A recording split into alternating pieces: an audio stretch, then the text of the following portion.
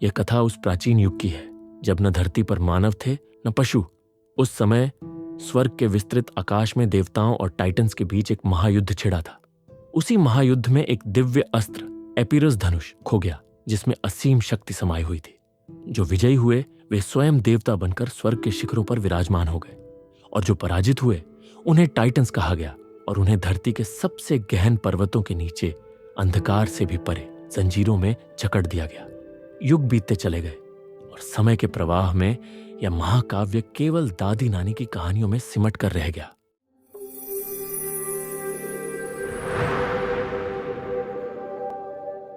कहानी की शुरुआत होती है एक विशेष लड़की से, फेड्रा। फेड्रा कोई साधारण लड़की नहीं थी, वह एक ऑनरेकल थी, एक ऐसी मानव जिसे भविष्य की झलकें देखने का वरदान प्राप्त था। एक रात फेड्रा को एक भयावह सपना आता है। सपने में वह देखती है कि राजा हाइपीरियन टाइटन्स को आजाद कर देता है। टाइटन्स जिन्होंने ज्यूस और अन्य देवताओं के साथ हुए महायुद्ध में पराजय पाई थी और जिन्हें टार्टरस की गहराइयों में बंदी बनाकर डाल दिया गया था एक प्राचीन अंधकारमय जेल में। अगर टाइटन्स आजाद हुए तो वे संपूर्ण सृष्टि का विनाश कर सकते थे। आगे हम देखते हैं कि हाइपीरियन का पूरा परिवार एक भयंकर बीमारी का शिकार हो जाता है।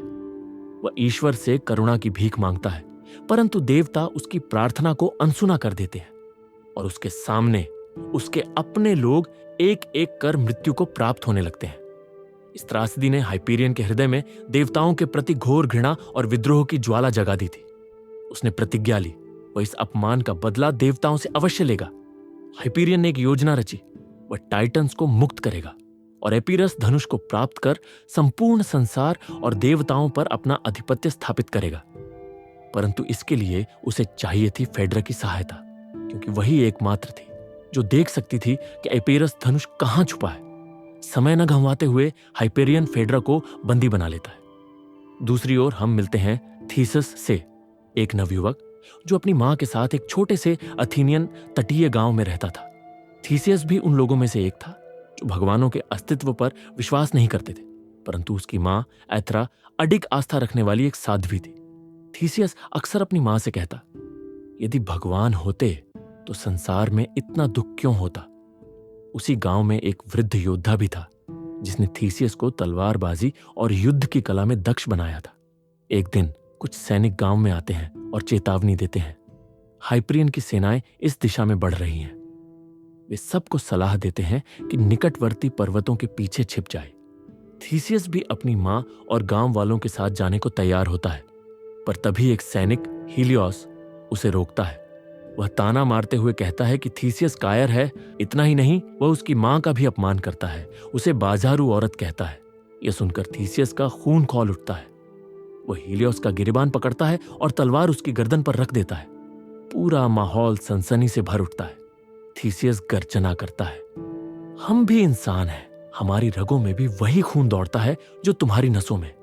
अगर किसी ने आगे बढ़ने की कोशिश की तो परिणाम भयानक होगा। जैसे ही अन्य सैनिक थीसियस पर हमला करने के लिए आगे बढ़ते हैं, उनका चीफ कमांडर वहां पहुंचता है। वह कहता है कि अब भी लड़ाई का समय नहीं है, पहले स्वयं को सुरक्षित करना आवश्यक है। परंतु थीसियस के भीतर जो आग भड़क चुकी थी उसे अब कोई नहीं बुझा सकता था। चीफ कमांडर थीसियस से कहता है, हमें तुम्हारे जैसे बहादुर योद्धाओं की आवश्यकता है। तुम्हारी तलवारबाजी काबिले तारीफ है। पर थीसियस जवाब देता है, मैं तुम्हारा साथ क्यों दूं? जब तुम्हारे सैनिक ने मेरा और मेरी मां का अपमान किया तब तुम चुप रहे। यह सुनकर कमांडर हीलियोस को दंडित करता है। अपमानित होकर हीलियोस प्रतिशोध की आग में जलते हुए हाइपीरियन के पास चला जाता है और उसे थीसियस के गांव का पता बता देता है। हाइपीरियन के सैनिक गांव पर धावा बोल देते हैं। चारों ओर तबाही मच जाती है और इसी हाहाकार में थीसियस की मां एथरा भी मारी जाती है। अपनी मां की मृत्यु देख थीसियस पूरी तरह टूट जाता है। साथ ही हाइपीरियन के सैनिक उसे बंदी बना लेते हैं। दूसरी ओर माउंट ओलिम्पस पर देवता यह सब देख रहे थे। हाइपीरियन का निर्दोष लोगों का रक्त बहाना, उनका विनाश। देवगण व्याकुल होकर ज्यूस से कहते हैं, हम चुप नहीं रह सकते, हमें कुछ करना चाहिए। परंतु ज्यूस उन्हें याद दिलाते हैं, हम तब तक मानव जगत के मामलों में हस्तक्षेप नहीं कर सकते जब तक स्वयं टाइटन्स ने उनके विरुद्ध विद्रोह न कर दिया हो। यह मनुष्यों की लड़ाई है, उन्हें अपने भाग्य के लिए स्वयं युद्ध करना होगा। इधर पृथ्वी पर थीसियस अपनी मां की मृत्यु के दुख से अब भी उबर नहीं पाया था। उसी समय वहां से फेड्रा गुजरती है, उनके शरीर टकराते हैं और उसी क्षण फेड्रा को एक दिव्य दृष्टि प्राप्त होती है। वह देखती है कि भविष्य में थीसियस और हाइपीरियन एक ही नाव पर होंगे और थीसियस के हाथों में होगा वही महाशक्तिशाली एपिरस धनुष जो संसार का भविष्य तय करेगा। फेड्रा तुरंत अपने साथियों से कहती है, हमें आज रात हर हाल में यहां से भागना होगा और इसे भी यानी थीसियस को अपने साथ लेकर जाना होगा, क्योंकि वह जानती थी अगर थीसियस हाइपीरियन के हाथ लग गया तो समस्त संसार तबाही में डूब जाएगा। रात्रि के अंधेरे में फेड्रा और उसके साथी थीसियस को चुपके से लेकर भाग निकलते हैं, लेकिन जब हाइपीरियन को इसका पता चलता है तो वह अपने सैनिकों को आदेश देता है, उन्हें पकड़ लाओ, चाहे जो भी करना पड़े। अधिक देर नहीं लगती और हाइपीरियन के सैनिक उनका पीछा कर लेते हैं। वहीं एक भयंकर संघर्ष आरंभ होता है, लेकिन अंततः फेड्रा, थीसियस और उनके साथी एक नाव पर सवार होकर समुद्र की ओर भाग निकलते हैं। जैसे ही उनकी नाव समुद्र में उतरती है, 7 विशाल समुद्री योद्धा जल में कूद पड़ते हैं। उनके कूदते ही समुद्र की लहरें उठने लगती हैं, मानो स्वयं सागर भी इस महायुद्ध का साक्षी बनने को व्याकुल हो उठा हो। भीषण लहरें हाइपीरियन के सैनिकों को अपने गर्जन भरे प्रवाह में बहा ले जाती है, परंतु थीसियस, फेड्रा और उनके साथी बच निकलते हैं। कुछ आगे बढ़ने पर थीसियस फेड्रा से प्रश्न करता है, तुम्हें कैसे पता था कि हम बच जाएंगे? फेड्रा हल्की मुस्कान के साथ उत्तर देती है, क्योंकि मैं भविष्य देख सकती हूं, यह भगवान का दिया हुआ एक अमूल्य वरदान है। थीसियस उदास स्वर में कहता है, तो तुम केवल देख सकती हो, बदल नहीं सकती। जिसे तुम भगवान कहती हो मैं उसे नहीं मानता। मेरी मां मानती थी, पर जब उनकी जान गई तब भगवान केवल मौन बैठे रहे। फेड्रा उसकी पीड़ा को गहराई से महसूस करती है और कोमल स्वर में पूछती है, क्या तुम्हारी मां का अंतिम संस्कार हुआ? थीसियस दुखी होकर सिर झुकाकर कहता है, नहीं, उनका शव अब भी वहीं पड़ा है। फेड्रा नरमी से कहती है, चाहे तुम विश्वास करो या ना करो, तुम्हारी मां करती थी, इसलिए हमें उनके लिए अंतिम संस्कार करना चाहिए ताकि उनकी आत्मा को शांति मिले। अपनी मां की आत्मा की शांति के लिए थीसियस भी हामी भर देता है। अगले दिन सब मिलकर उस जगह पहुंचते हैं जहां थीसियस की मां का शव पड़ा था। थीसियस पूरे सम्मान और परंपरा के साथ अपनी मां का अंतिम संस्कार करता है। वह उनके शव को एक पत्थर की कब्र में रखने का प्रयास करता है, लेकिन पत्थर फंस जाता है। थीसियस पूरी ताकत से उसे धकेलता है। तभी पत्थर के नीचे से एक चमकती हुई कमान प्रकट होती है। जैसे ही थीसियस उसे उठाता है, उसमें से प्रकाश का एक तीर स्वयं बाहर आ निकलता है। यह कोई साधारण धनुष नहीं था, बल्कि वही दिव्य एपिरस बो था जिसकी भविष्यवाणी हुई थी। लेकिन तभी एक डरावना मास्क पहने हाइपेरियन का एक योद्धा वहां पहुंच जाता है। उसका उद्देश्य साफ था, थीसियस और उसके साथियों को खत्म करना। थीसियस बहादुरी से उसका सामना करता है और भारी संघर्ष के बाद उसे पराजित कर देता है, पर बाहर फेड्रा और बाकी साथियों को दुश्मनों ने पकड़ लिया था। थीसियस जब यह देखता है तो बिना किसी झिझक के एपिरोस बो से एक तीर चलाता है। वो तीर आसमान को चीरता हुआ तेजी से उड़ता है और दुश्मनों को पल भर में नष्ट कर देता है। थीसियस अपने सभी साथियों को मुक्त करा लेता है। बाद में फेड्रा थीसियस के घावों पर मरहम लगा रही होती है। थीसियस धीरे से कहता है, मैं गलत था, भगवान के बारे में मेरी मां सही थी। फेड्रा मुस्कुराकर उसे दिलासा देती है, देर से सही, पर तुमने विश्वास करना सीख लिया, यही सबसे बड़ी जीत है। इसी दौरान थीसियस और फेड्रा के बीच की दूरियां कम होती जाती है। उन दोनों के बीच प्रेम की नर्म लहरें उठने लगती हैं। हालांकि ऑरेकल के लिए यह प्रेम आसान नहीं था, क्योंकि अगर कोई ऑरेकल किसी इंसान से प्रेम कर बैठे तो उसे अपनी दिव्य शक्तियां खोनी पड़ती है। पर फेड्रा दिल की आवाज सुनती है। वह थीसियस के पास आती है और कहती है, ऑरेकल होना कोई वरदान नहीं, यह तो एक श्राप है। अब मैं अपनी आंखों से अपनी जिंदगी देखना चाहती हूं, ना कि भविष्य की परछाइयों से। थीसियस उसकी भावनाओं को समझता है और अगली सुबह दोनों एक नई उम्मीद के साथ अपने सफर पर बढ़ चलते हैं। अब उनका अगला लक्ष्य था फेड्रा की तीनों बहनों को बचाना, जिन्हें हाइपेरियन ने बंदी बना रखा था। अगले दिन जैसे ही वे उस भयावह जगह पहुंचते हैं, फेड्रा को अपनी बहनों की चीखें सुनाई देती हैं। वो तीनों कैद थीं, ब्रेजन बुल नामक एक प्राचीन यातना यंत्र में, एक धातु से बनी विशालकाय सांड की मूर्ति के भीतर, जिसमें बंदी बनाए लोगों को आग में झुलसाया जाता था। जब वे ब्रेजन बुल खोलते हैं तो सब कुछ देर हो चुकी थी। फेड्रा की तीनों बहनों की मृत्यु हो चुकी थी। दुख के इस भयंकर क्षण में अचानक हाइपेरियन के सैनिक हमला बोल देते हैं। भीड़ भाड़ और लड़ाई के बीच थीसियस के हाथ से एपीरस बो फिसल जाता है और तभी एक भयानक राक्षस उसे उठाकर भागने लगता है, सीधा हाइपेरियन की ओर। जैसे ही हाइपेरियन के सैनिक थीसियस और फेडरा पर हमला करने ही वाले होते हैं, अचानक स्वर्ग से कुछ देवता प्रकट होते हैं। वे थीसियस का साथ देते हुए हाइपेरियन की सेना पर टूट पड़ते हैं, बिजली की तरह तेज और प्रचंड।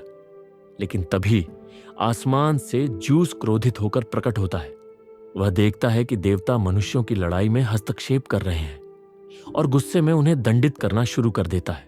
अगले ही पल ज्यूस थीसियस की ओर देखता है और गंभीर स्वर में कहता है, अब से तुम्हारी मदद के लिए कोई भगवान नहीं आएगा। मैं तुम पर भरोसा कर रहा हूं। जाओ और अपने लोगों की रक्षा करो। थीसियस और उसके साथी तेजी से पहाड़ों को पार करते हुए गांव तक पहुंचते हैं। वहां थीसियस गांव के राजा कासेंडर से मिलता है और उसे हाइपेरियन और एपीरस बो की सच्चाई बताता है। लेकिन कासेंडर बस हंसता है और कहता है, यह सब कल्पना की बातें हैं, असली दुनिया में चमत्कार नहीं होते। वह साफ कर देता है कि वह युद्ध नहीं करेगा, बल्कि हाइपेरियन से समझौता कर लेगा। उधर जब हाइपेरियन को पता चलता है कि देवता खुद थीसियस की मदद करने आए थे, तो वह बौखला जाता है। गुस्से में वह खुद थीसियस से मिलने आता है और कहता है, मेरे लिए काम करो थीसियस, मैं तुम्हें अमृता दूंगा। थीसियस की आंखों में गुस्से की चमक दौड़ जाती है। वह दृढ़ता से जवाब देता है, इंसान का शरीर एक दिन मिट्टी में मिल ही जाएगा।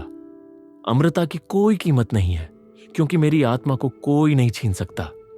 हाइपेरियन फिर धमकी देता है, अगर तुम मेरे साथ नहीं आए तो मैं टाइटन्स को जगा दूंगा और फिर इस दुनिया पर सिर्फ मेरा राज होगा।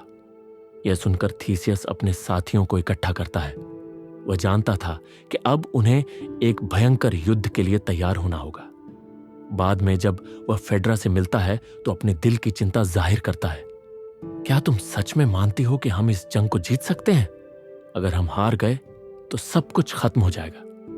फेडरा मुस्कुराते हुए उसे हौसला देती है, तुम्हें खुद पर विश्वास करना होगा थीसियस। भगवान कभी गलत इंसान नहीं चुनते। तुम वही उत्तर हो जिसका इंतजार था। और अब महायुद्ध की घड़ी आ जाती है। हाइपेरियन की सेना पूरी ताकत से टार्टरस वॉल पर हमला करती है। वो दीवार। हाइपेरियन एपीरस बो से एक तीर चलाता है। वो तीर दीवार को भेदता हुआ उसमें गहराई तक घुस जाता है और अगले ही पल एक भीषण धमाके के साथ महान टार्टरस वॉल ध्वस्त हो जाती है। ये नजारा देखकर थीसियस के सैनिक घबरा जाते हैं और भागने लगते हैं। पर तभी थीसियस पूरी ताकत से चिल्लाता है, ये लोग नकाब पहनते हैं पर भीतर से ये भी हमारी तरह इंसान हैं। उनकी रगों में भी हमारे जैसा ही खून दौड़ता है। हमें डरना नहीं चाहिए। हमें अपने परिवार के लिए लड़ना चाहिए, अपनी आजादी के लिए लड़ना चाहिए। थीसियस की बातें सैनिकों के दिलों में आग भर देती हैं। उनमें शेरों जैसा जोश दौड़ पड़ता है। अब ये लड़ाई सिर्फ जीवित रहने के लिए नहीं थी। ये लड़ाई थी इंसानियत की रक्षा के लिए, भविष्य के लिए और अपने अस्तित्व के लिए। महायुद्ध शुरू हो चुका था। जैसे ही कासेंडर ने हाइपेरियन से समझौता करने की कोशिश की, हाइपेरियन ने उसे नजरअंदाज कर मार डालने में कोई देरी नहीं की। अब हाइपेरियन उस स्थान पर पहुंचता है जहां टाइटन्स को कैद किया गया था। वह एपीरस बो से एक तीर चलाकर उन्हें आजाद करने वाला होता है। लेकिन तभी जैसे ही वह तीर छोड़ता है, थेसियस और उसके साथी वहां पहुंच जाते हैं। लेकिन अब देर हो चुकी थी। तीर कमान से बाहर निकल चुका था और एक जोरदार धमाका होता है। चारों ओर धुआं छा जाता है। इस बीच थेसियस का साथी एपीरस बो को हाइपेरियन से छीनने में सफल हो जाता है, लेकिन फिर भी सब कुछ देर हो चुका था। साथी कहता है, तुम यहां से जाओ, मैं मुकाबला करूंगा। साथी तीर छोड़ता है, लेकिन जैसे ही वह हमला करता है, टाइटन्स वहां पहुंच जाते हैं और उसे मार डालते हैं। अब माउंट ओलिम्पस में देवता भी युद्ध के लिए तैयार हो चुके थे। यह लड़ाई अब सिर्फ इंसानों के बीच नहीं थी, बल्कि टाइटन्स भी युद्ध में कूद चुके थे। जैसे ही देवता धरती पर उतरते हैं, च्यूस सबसे पहले एपीरस बो को तोड़ डालता है, ताकि भविष्य में इसे फिर से गलत इस्तेमाल न किया जा सके। अब थेसियस और हाइपेरियन के बीच आखिरी लड़ाई शुरू होती है। हाइपेरियन ने थेसियस को अपनी खंजर से घायल कर दिया था, लेकिन टाइटन्स की संख्या भी बढ़ती जा रही थी। ज्यूस अपनी शक्तियों से माउंटेन की दीवारों को गिरा देता है ताकि टाइटन्स दबकर नष्ट हो जाएं। लेकिन थेसियस और हाइपेरियन की लड़ाई अभी भी जारी थी। अंततः थेसियस हाइपेरियन को मार डालता है।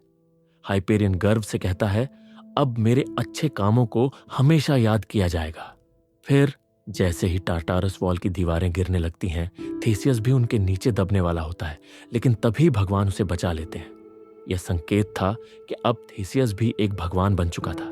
अच्छाई की जीत और बुराई की हार के बाद समय का वही अंत हो जाता है, लेकिन कहानी खत्म नहीं होती। कई सालों बाद थेसियस की वीरता के किस्से सुनाए जाते हैं और उसकी बहादुरी को हमेशा याद रखा जाता है। फिर थेसियस और फेड्रा का एक बेटा होता है और उसके पास भी वह खास शक्ति होती है, भविष्य देखने की। एक दिन वह बच्चा भविष्य में देखता है कि इंसान और भगवान के बीच एक महायुद्ध होने वाला है। तभी अचानक एक बूढ़ा आदमी आता है और कहता है, मैं तुम्हारे पिता को जानता था, वह बेहद बहादुर थे। फिर वह बच्चे से कहता है, तुम्हारा समय जल्द आने वाला है।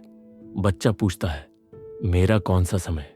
और बूढ़ा कहता है, बुराई के खिलाफ युद्ध कभी खत्म नहीं होता। अब युद्ध की शुरुआत हो चुकी है और तुम्हारे पिता भी उसमें होंगे, जो भविष्य के लिए लड़ेंगे। और इसी के साथ इमॉर्टल्स की कहानी समापन को पहुंचती है।